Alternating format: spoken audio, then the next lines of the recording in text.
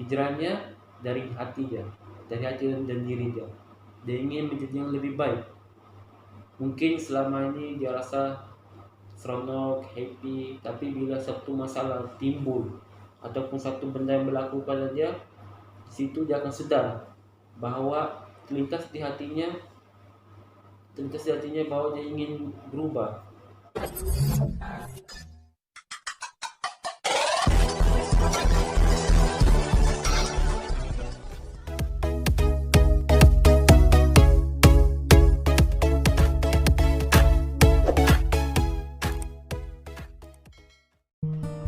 Bismillahirrahmanirrahim. Alhamdulillahirabbil alamin wassalatu wassalamu ala asyrafil anbiya'i wal mursalin wa ala alihi wa sahbihi ajmain. Assalamualaikum warahmatullahi wabarakatuh. Ini saya akan fungsikan tajuk yang saya mau sampaikan, yaitu mengenai apa itu hijrah. Maksudnya apa yang kita paham mengenai hijrah. Jadi pengertian.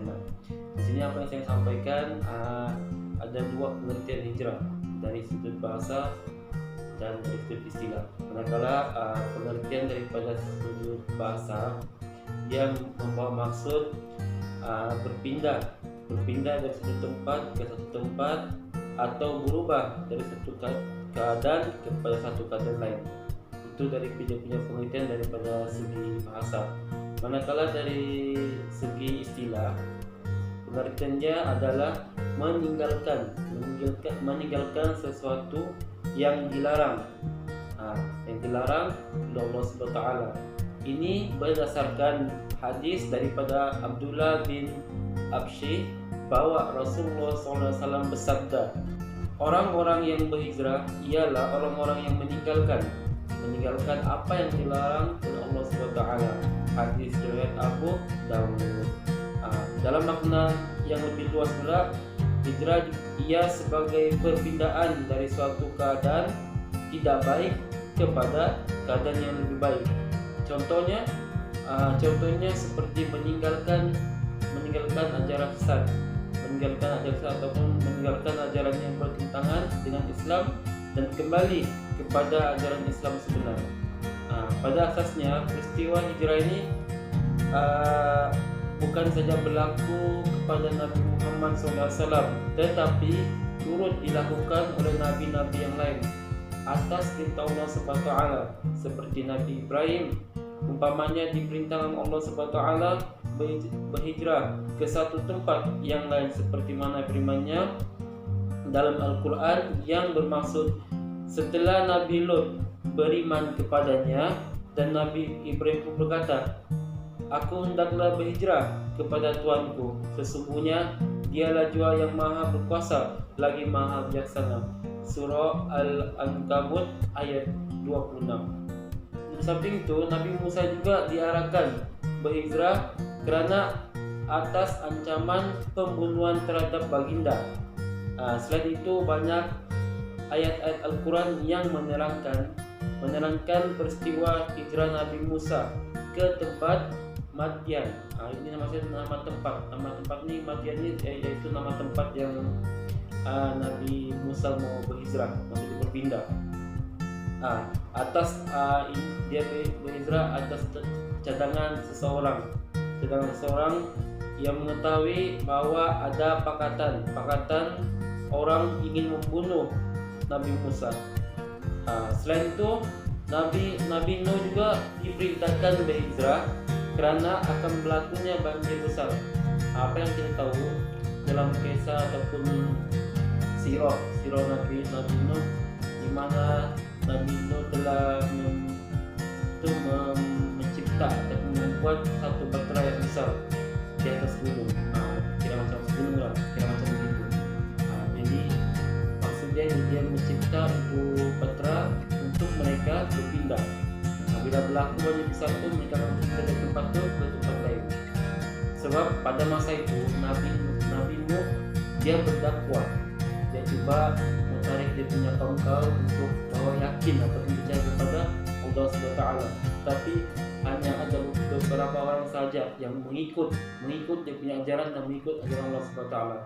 Dan masa itu juga Allah perintahkan dia untuk membuat batra. Maksudnya tempat itu memang tidak sesuai untuk mereka, jadi mereka harus berhijrah.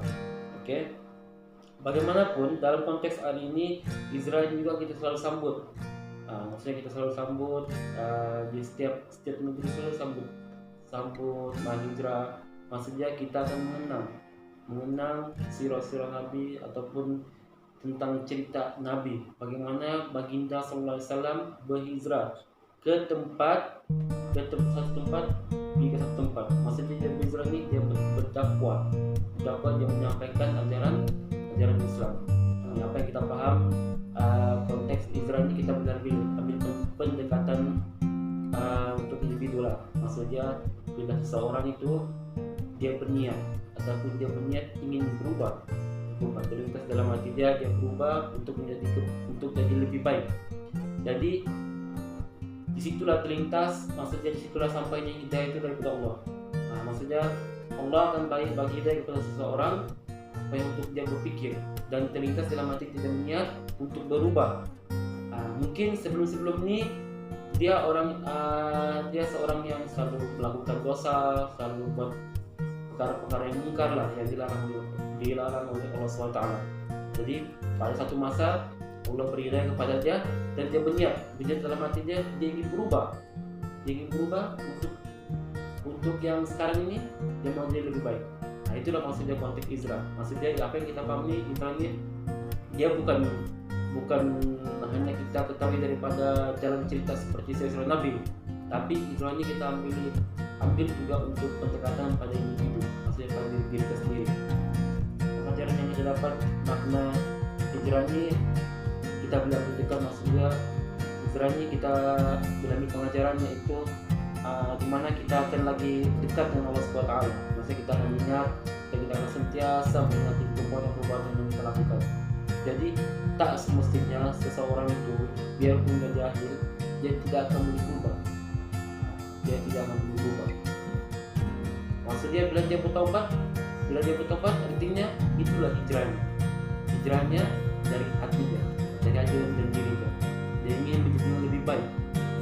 Mungkin selama ini dia rasa seronok, happy, tapi bila satu masalah timbul ataupun satu benda yang berlaku pada dia, situ dia akan sedar bahwa terlintas di hatinya bahwa dia ingin berubah.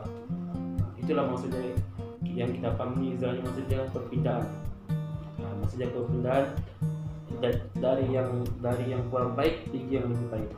Itu juga pengajaran apa yang kita dapat pahami dengan konteks pengertian hijrah. Oke, mungkin sekadar sudah saya penyampaian.